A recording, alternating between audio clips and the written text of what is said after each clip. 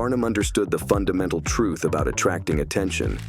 Once people's eyes are on you, you have a special legitimacy. For Barnum, creating interest meant creating a crowd. As he later wrote, "Every crowd has a silver lining, and crowds tend to act in conjunction. If one person stops to see your beggar man laying bricks in the street, more will do the same. They will gather like dust bunnies. Then, given a gentle push, they will enter your museum or watch your show." To create a crowd, you have to do something different and odd. Any kind of curiosity will serve the purpose, for crowds are magnetically attracted by the unusual and inexplicable. And once you have their attention, never let it go. If it veers toward other people, it does so at your expense. Barnum would ruthlessly suck attention from his competitors, knowing what a valuable commodity it is. At the beginning of your rise to the top, then, spend all your energy on attracting attention. Most important, the quality of the attention is irrelevant. No matter how badly his shows were reviewed, or how slanderously personal were the attacks on his hoaxes, Barnum would never complain. If a newspaper critic reviled him particularly badly, in fact, he made sure to invite the man to an opening and to give him the best seat in the house. He would even write anonymous attacks on his own work just to keep his name in the papers. From Barnum's vantage, attention, whether negative or positive, was the main ingredient of his success. The worst fate in the world for a man who yearns fame, glory, and of course power, is to be ignored.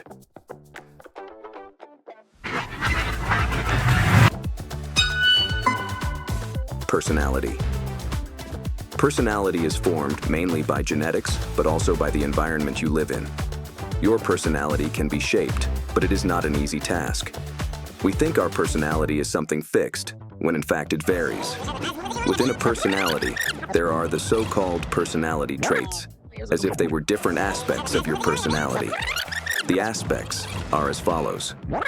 You can remember the word ocean: openness to experience, imagination, creativity, curiosity, and preference for novelty and variety.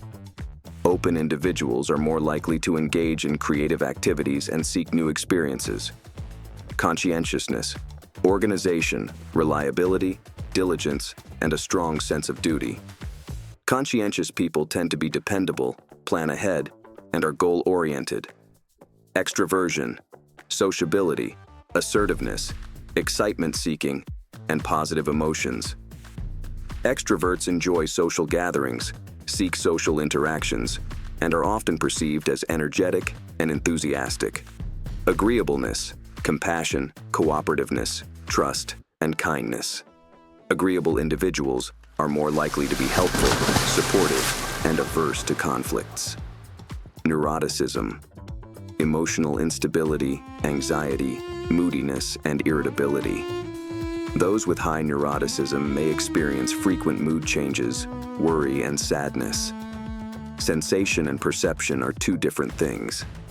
Sensation is the receipt of external stimulus, unlike perception.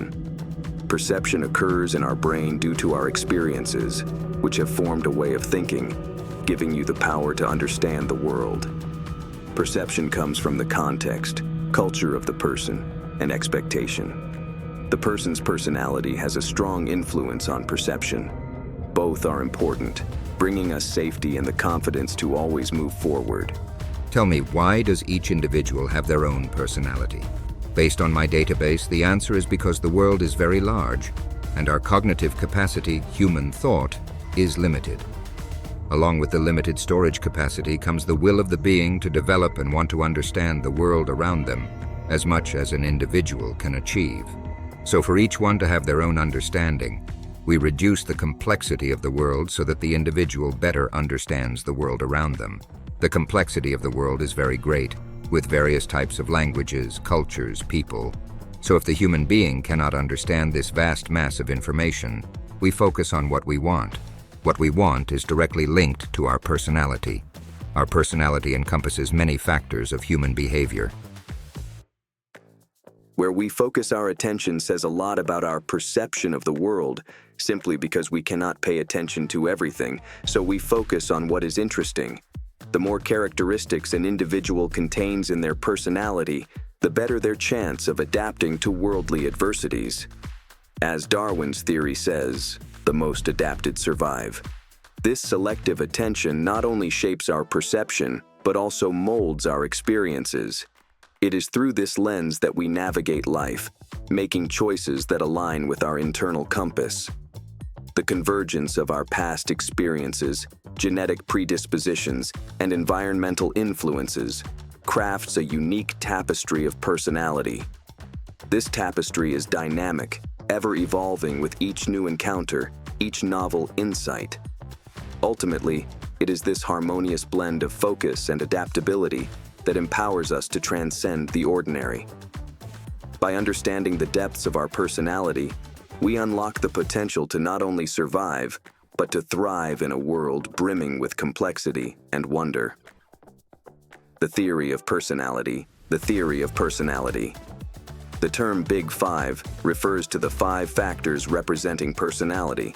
The term is defined by 5 words, as mentioned at the beginning of the video. To simply remember the words, remember the word ocean. Ocean openness to experience refers to imagination, curiosity, and interest in new experiences and ideas. People with high openness are creative and adventurous, while those with low openness prefer routine and familiarity.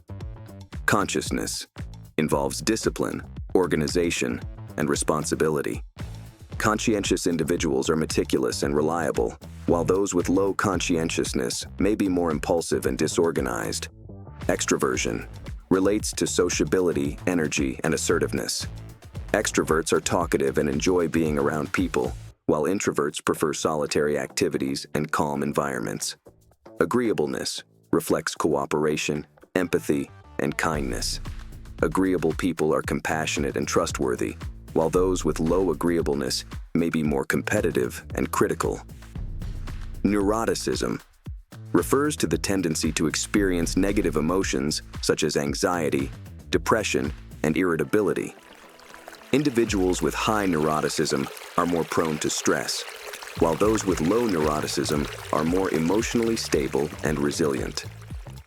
These 5 dimensions help to comprehensively describe the variation in human personality and are widely used in psychology to understand individual behaviors and characteristics.